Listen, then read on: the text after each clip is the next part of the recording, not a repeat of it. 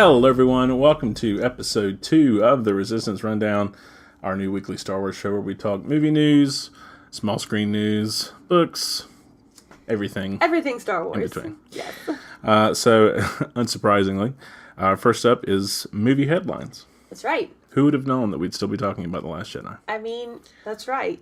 So, right after the new trailer hit, we had the TV spot drop. It used a lot of the same footage. It used a lot of the same voiceover. We did get a couple of new shots. We got BB-8's head rolling back during a space battle. We got another few shots of Finn's battle with Phasma. A couple different angles. Yeah. And the panic on his face, which is the appropriate emotion to be having from what I can gather. And the main addition, though, is Luke asking, "Why are you here?" Which I think is a pretty reasonable question. Yes. I'm pretty sure it's going to happen in the first 5 minutes of the film. Yeah. I've often kind of been curious what, after that long steering match at the end of Force Awakens, what exactly was going to be. The excessively long steering match, yes. Yeah. I really only have a few nitpicks for the Force Awakens. But that is one of them. But that is one of them. It is excessively long. It's just kind of like... Well, and knowing that's where it's going to pick up from, I'm like, that's an awkward point to pick up from. Yeah. Like, who are you? Yeah, so I think "Why are you here?" is a pretty reasonable thing to ask. Fair. But yeah, as far as everything else, pretty much. We're not going to see a whole lot more from this, really. Probably right up until we're probably about a month out, and then I imagine we'll probably have 2,000 TV spots. So, which we probably won't watch. Yeah, I tend to avoid those. I feel like Star Wars is pretty good, but even them toward the end starts getting a little bit too much. So. Some things we don't want to be spoiled. Yeah, absolutely. In addition to that, we also had a new photo drop. Is it today? Yeah, this morning. Of Laura Dern's Amilyn Holdo delivering a speech to some of the Resistance fighters. And outside of her introduction to the Leia novel, we really don't know a lot about Dern's character. There really haven't been any marketing materials thus far featuring her except for the very initial thing. Those initial pictures, yeah. Yeah. So, did you like the photo? Do you think they're holding back information on Holdo for a reason? Well, I think it's one of two things. I think sometimes the characters that maybe don't have a ton of screen time, they don't really flesh out all that much because we do want to learn something new about them. And I don't anticipate her being a massive part of the film. Well, she's also not on the poster, which is an interesting... No, and neither is Benicio del Toro, yeah, which is another character we haven't really heard a lot about. And surprisingly, Canto Bight is not on the poster, or has not really been in a lot of marketing No, things, it hasn't. Which leads me to believe it may be a smaller scene than what people are necessarily thinking. There is a Canto Bight novel that's supposed to come out before Last Jedi, so... Right, which that could be interesting. But I think with most things, they're not telling you things, probably because they want to hold some of that back. I like the photo. I think she looks great. I love Laura Dern as an actor. So absolutely. You have to have that obligatory briefing scene. Yeah, absolutely. For the rebellion, resistance, whoever it is. In every movie. It is interesting that she's the one giving it, though. Which, I mean, the one thing I do wonder about with her is how much they might have brought her forward now that Carrie is gone, just because as a possible leader within the Resistance, could she possibly be the next leader? That is a big question mark. And I think it's smart to hold things back. I think there's a good way to provide suspense there because she's definitely an ally. She's definitely a friend in the Leia novel. Yeah. But it's also been 30 years. So, are they still friends? Is she still as much of an ally? Or are they a little more at odds? Or yeah. It's going to be something interesting to see. With each other. I think that might have something to do with the little bit of information we're getting from her. Yeah. So, but I'm excited. Yeah, absolutely. Laura Dern's excited that she's just in Star Wars. And who could blame her? I know, right? Same way. I wish I was in Star Wars. I could be a trash can in the corner, and I'd be pretty excited. I would be anyone they wanted me to be, just so we're clear. Absolutely. Yeah. In case anyone's listening. That's right. Well, keeping in line with Last Jedi, we did have a little bit more about Snoke, Supreme Leader Snoke, mysteriously introduced in The Force Awakens. His appearance has fueled many a fan thoughts and rumors as to and theories as to who he might be and where he is from. And I know there's been a lot of backlash in the past from fans about J.J. Abrams not really knowing where he's taking the character. Well, Serkis confirmed in an interview with IGN that the background for Snoke is fully fleshed out and that he does know it. Yeah, I mean, I remember... Snoke is not exactly my favorite part of The Force Awakens, mostly due with the fact that he feels overly CG-ish. But like... I wasn't expecting to know anything more about him in the first movie. I think it's a little unfair. And we're also not going to get a lot more about him in Episode 8 either. No, I think they're... Not as far as, like, where he's from and what's his story. So I think they're holding the cards pretty close to the chest on that one. And probably for good reason. Yeah.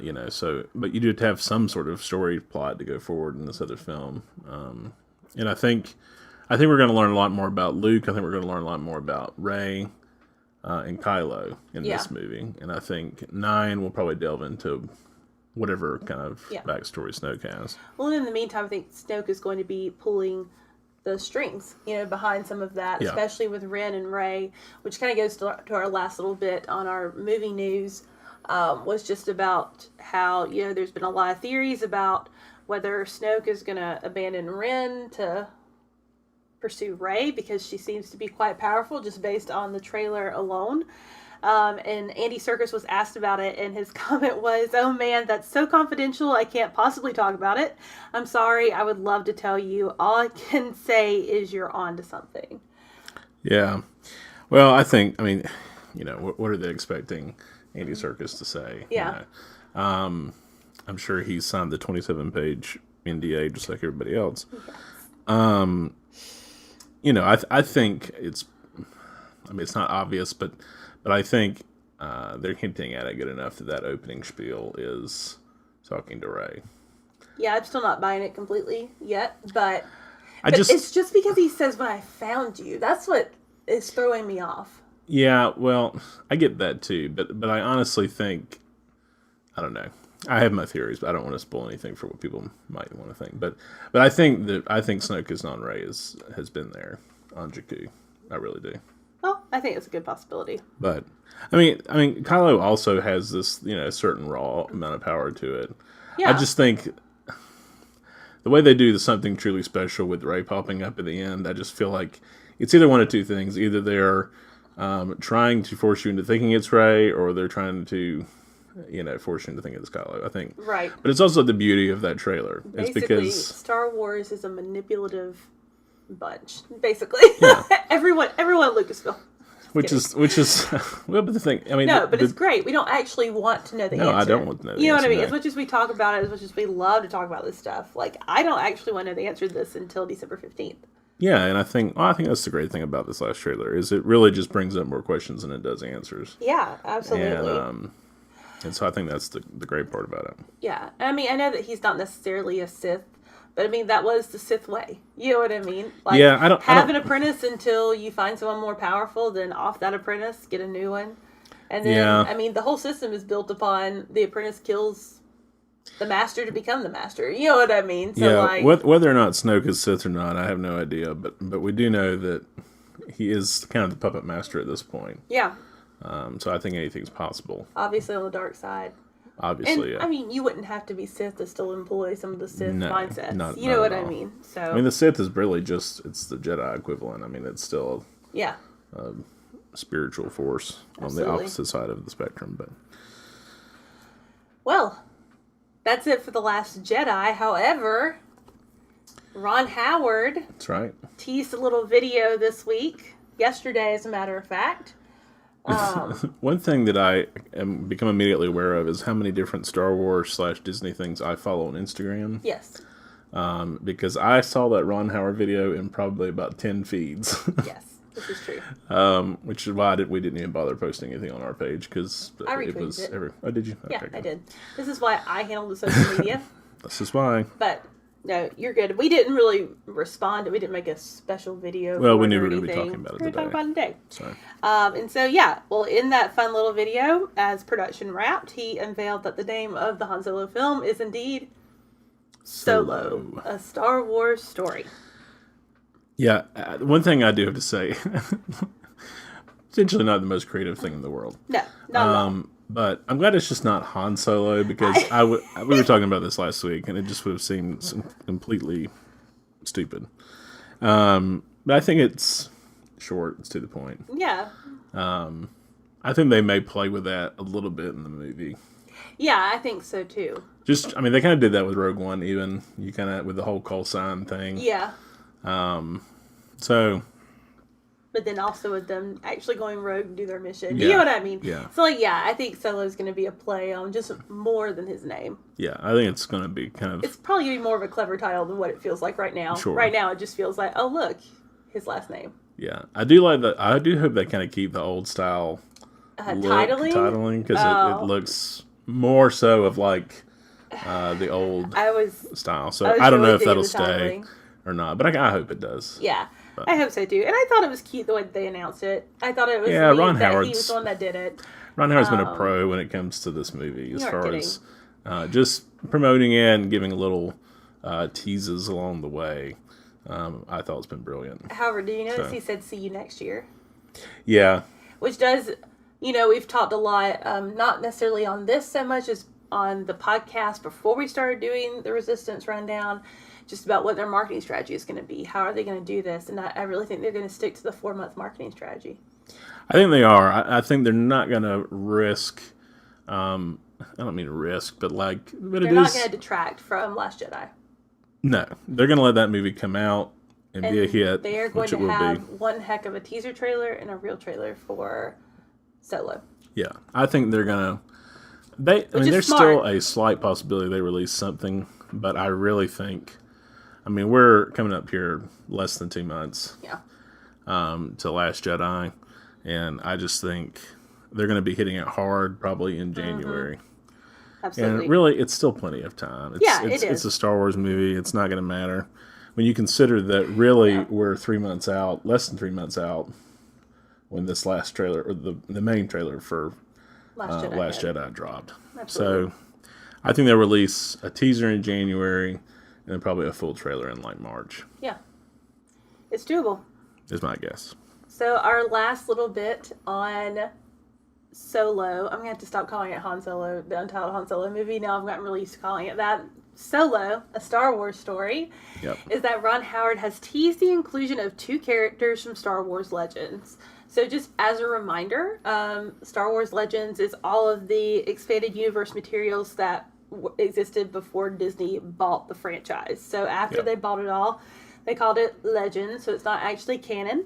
However, they've been really smart in the way they've pulled in some of these characters from Legends and started applying them in a different way, or adding a different dimension or timeline to their character. The most popular of which I would say is Grand Admiral Thrawn.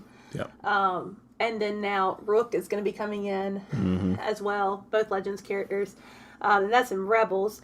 And so Ron Howard teased the inclusion of 2 oddball Imperial officers as Tag and Bink.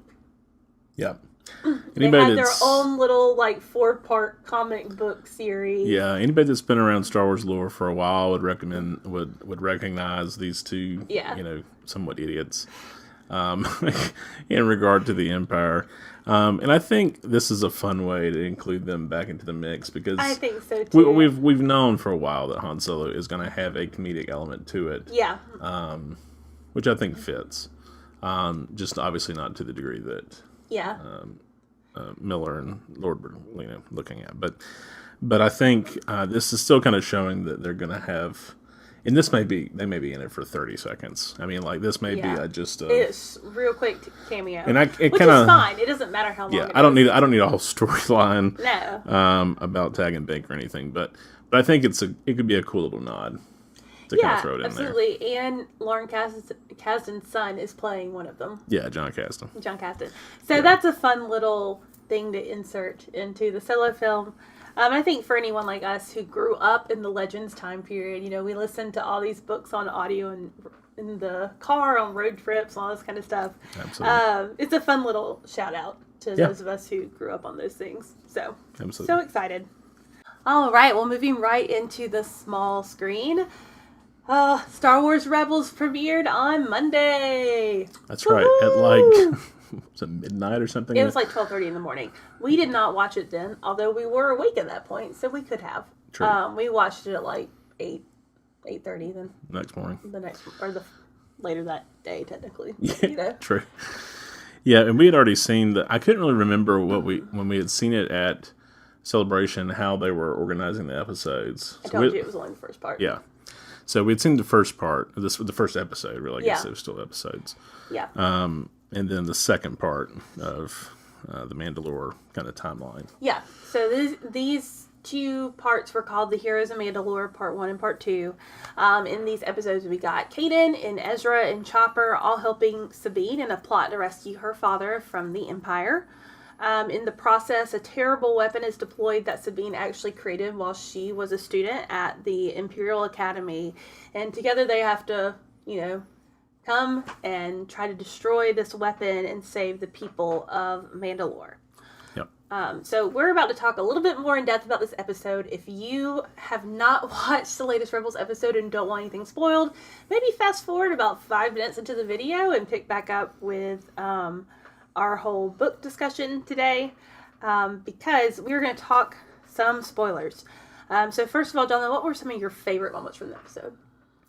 Episodes. Sorry. I like the general feel of it. Mm-hmm. I feel like we might start getting into a little bit more serious tones and themes for this season. Yeah. Which makes sense. The Empire has expanded fully. They're cracking down on the rebellion. It's a darker period to be in. Yeah. Well, I feel like at they kind of fake you out at the end of the first episode, thinking that totally do. That Sabine's mom and brother have been killed. Yeah, so we ended Star Wars Celebration actually believing that had happened. Right. Thanks a lot, Dave Filoni. Thanks a lot. So then when you come into episode 2, you know that they, barely survive, thanks to Sabine's warning, really. She saves her family. But then you do get into the little bit more of the realization that Sabine is the one that developed this weapon, and that's some of the motivations between that, I think, are some of the things I enjoy the most, because you do have to go back into Sabine's past of being part of the Empire and kind of falling underneath just what most of the people in the Empire fall under, as far as the need to do what you're told and orders and things like that. And so I enjoyed her development in this. I think probably some of Sabine's best moments. Yeah, character moments for sure. There's a lot of intense moments with her at the end of the episode, with her kind of swapping the weapons capabilities. Because basically, I mean, if you've seen the episode, you know that it was attacking Mandalorian armor specifically from the alloy that their outfits are made out of. Yeah. And Which so was really cool. Not necessarily they're attacking them this way, but in the episode, Ezra makes a comment like, "Why don't you just make new armor?" Very stupidly saying that, just not understanding the history there and how important the armor was and what it meant to the people of Mandalore, and how, this armor might kill them at the end of the day with this weapon, but they're not going to stop using it. It's a part of their culture. It's a part of their heritage. Yeah. Very neat thing to dive into, just because we don't always get that with these worlds. No. Yeah. You really don't. But I think just then Sabine's really, realizing the fact that maybe she isn't the best choice to be leader of Mandalore. And I think it's a nice change, because I definitely felt that's where they were pushing her.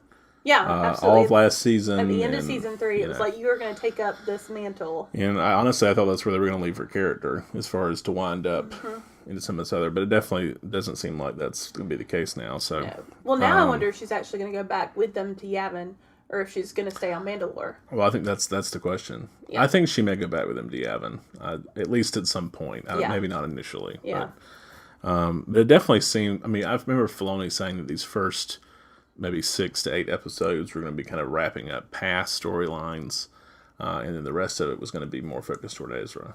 Yeah. So I'm kind of expecting them to maybe start circling around some other storylines to kind of wrap up. Absolutely. These last couple of weeks. Yeah. So, and we're getting 2-parters for 2 more weeks, I think. I think so. 2 or 3. I can't remember. Yeah. We're moving through it all really quickly. I think one of my favorite parts, too, was just the actual rescuing of her father. All of that was really neat to see. Yeah. I love that Kanan is blind and still fights like a man who sees better than anyone else. Like, I love Kanan anyway. So cool. So that whole sequence was really neat, just the way they choreographed that. And yeah, I think maybe the most important part of the episode is what happens at the end with Sabine and her struggle. That she does begin to attack the stormtroopers with her weapon, and she begins to see the potential of, hey, we can wipe them all out. You know, this thing that they meant to do against us that I created, I can change it and I can use it for our good. And I feel like it's really getting into one of the themes that we've been seeing emerge more and more as you delve into this time period of Star Wars, and even moving forward, just about how to best fight this war. That it's not just that you're stepping up, it's not just that you are fighting, it's still important as to how you're doing it. You know, Rogue One really hit on the rebellion is not squeaky clean, like they've done some terrible things. And that's definitely Sabine's struggle in this. And so she does end up giving up the Darksaber at the end of the episode because she sees that it can't be her.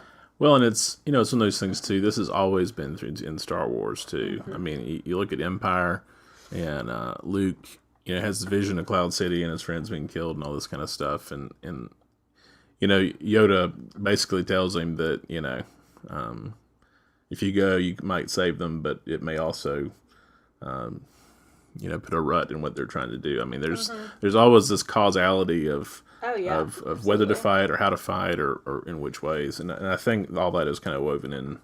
And really, Rebels has done a great job of that for a few seasons, but definitely starting to really hammer home some of those thoughts and some of those viewpoints of everything. Absolutely. And then even Hera's conversation with Kanan through Chopper is a small conversation. There was some teasing in it and all that kind of stuff. But really, it also established just how much Mon Mothma is coming into the forefront here in the rebellion, which is an important development. That, they're having the struggle on Mandalore, but Mandalore's not the only one that needs them. The rebellion at large needs them. And so just another cool little tidbit that we find in the episode.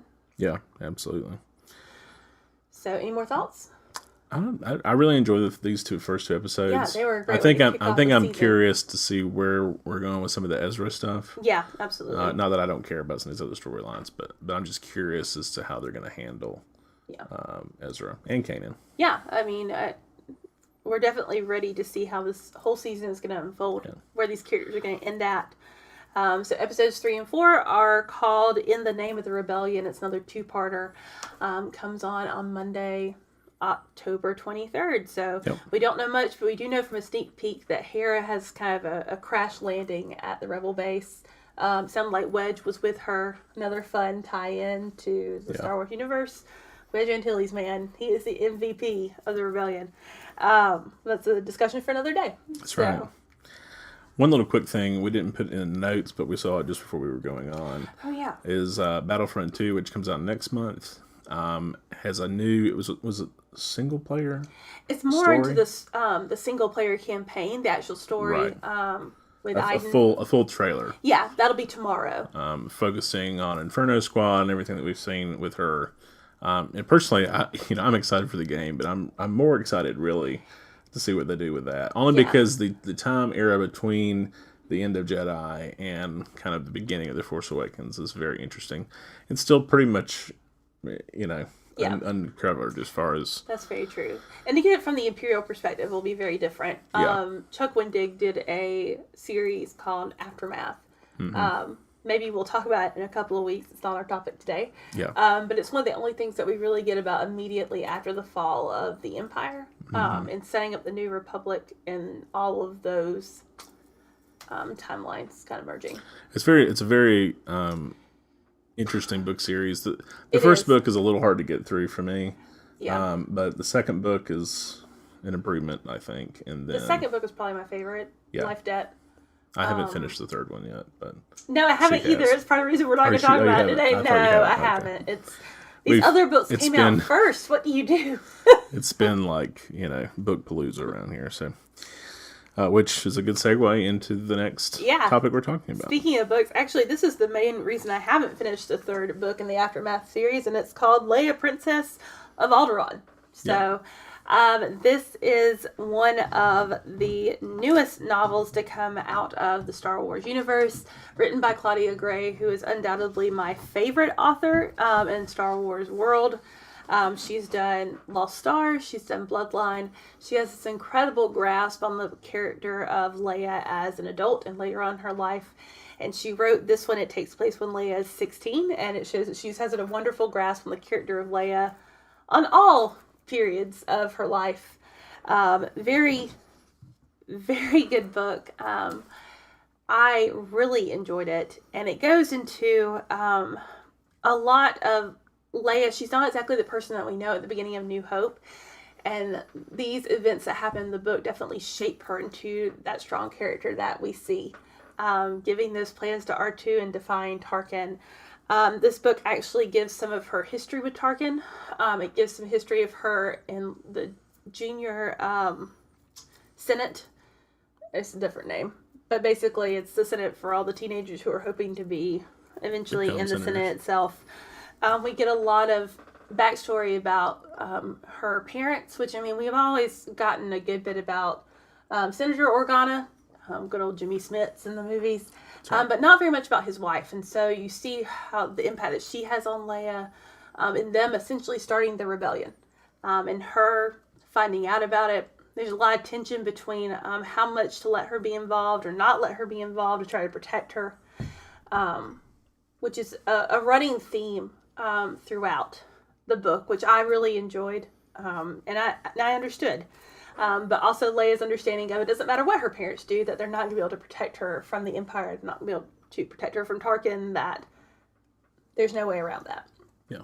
And to be honest, one of the coolest things about this book for me was it really set up why Alderaan being destroyed in A New Hope is such a blow. I mean, other than, like, it's a planet and you understand they just destroyed billions of people, but also knowing that the rebellion really started on Alderaan, that they were some of the main organizers, that Tarkin has his suspicions in the book but doesn't have enough to actually do anything about it, makes me understand why he does what he does in episode 4.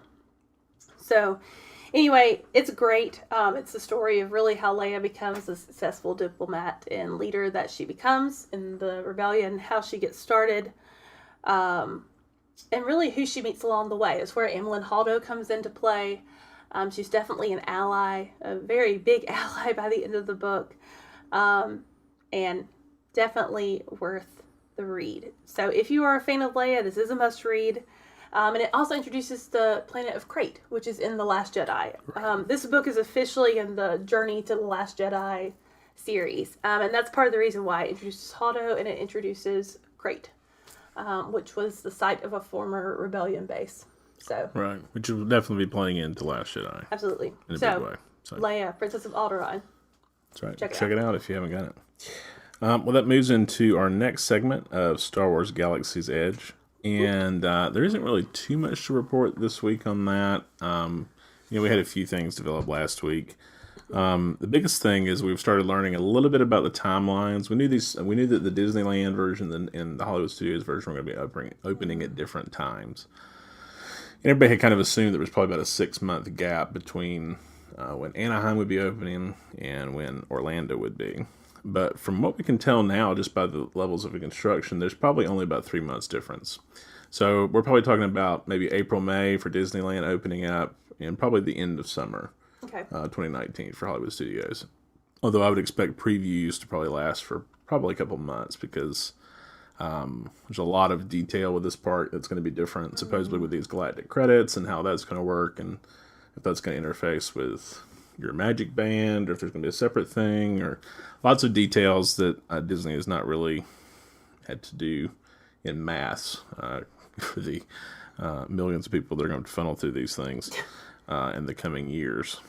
But we do have some rock work and stuff that's starting to start at Disneyland, and their support systems are starting to go in place at Hollywood. So probably some more visible of what this is going to look like in the coming months. So exciting. It's big stuff. Really excited for what 2019 is going to bring on that particular thing. We can't wait. Definitely. Well, we're going to move into today in Star Wars History 101, and this one is really taking it back. This is October 18th of 1986. The first Apprentice episode of the Ewoks animated series debuts on ABC. So, in case you were a big fan of the Ewoks animated feature, a year after I was born, today's a big day for you. I missed that series. Did you really? I'm shocked that you didn't catch that. 3 years before I even existed. I hate that. Ewoks. So there you go. If you're a big Ewoks animated series fan, this is the episode for you. So as always, if you have any questions for us here at the show, you can send us an email at theresistancerundown@gmail.com, or you can contact us on any of our various social media channels. And that pretty much does it for episode 2 of the Resistance Rundown. Thanks for checking us out. If you like this video, give us a like, give us a comment, and if you really want to see more of us, subscribe. That's right. Hit that button. That's right. Literally. Yes, please. We're here every Wednesday talking more and more about Star Wars news. If you'd like more general movie news, you can check us out on The Shot List, which is our movie podcast on iTunes. I'll include the link below, and you can also check out our movie reviews on Twitter and Instagram at ATL_movies and on AboveTheLineMovies.com. That's right. You can find me on Twitter and Instagram at BeachJD. And you can find me on Twitter and Instagram at MCBeach. Thanks for tuning in. We'll see you next Wednesday. Bye, guys.